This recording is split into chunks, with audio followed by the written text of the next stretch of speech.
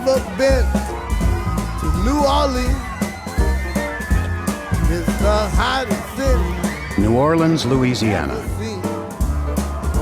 a uniquely American city. A rollicking mix of French, Spanish, Creole, Cajun, and African influences. A place with its own beat. A city of 500,000 people spiced with jazz, voodoo, and gumbo. Drop me off in New Orleans, man. The good times roll on the very fragile soil of the Mississippi Delta. This major port city is built almost entirely below sea level. It's shaped like a crescent and surrounded by water. The Gulf of Mexico 100 miles to the south, Lake Pontchartrain to the north, and the Mississippi River winds through it. On average, the city streets are 6 feet lower than the Gulf. It's protected by one of the world's largest systems of earthen levees and flood walls. But some of the levees are slowly sinking and in need of repair. On Friday at 5 p.m., Katrina is northwest of the Florida Keys. With every passing hour, she sucks in energy from the warm water. She's projected to grow into a very dangerous Category 3 hurricane with winds up to 130 miles per hour.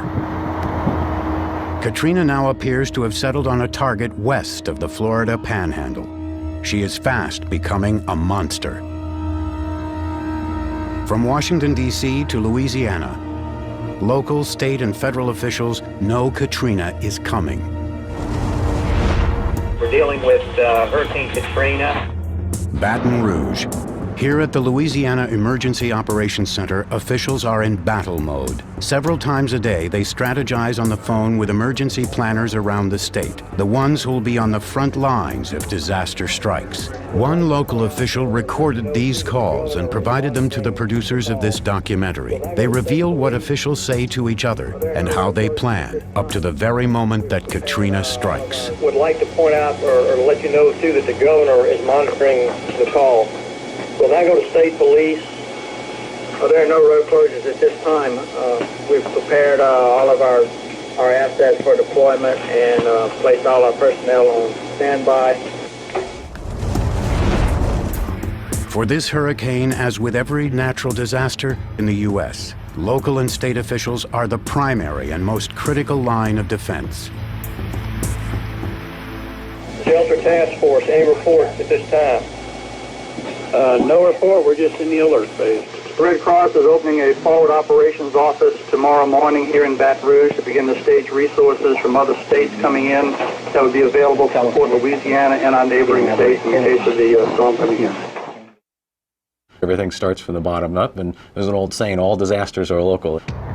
Even before a hurricane hits or flood waters rise, the states will often ask the federal government to get involved. That's where FEMA, the Federal Emergency Management Agency, comes in. FEMA is supposed to strategize with the state and come up with a plan of attack. The state kind of acts as the broker, coordinating what the local needs are and giving us a picture of what the gross needs are, so to speak. Also on this Friday, August 26th, both Mississippi and Louisiana declare states of emergency, which give the governors the right to deploy National Guard troops and suspend civil liberties.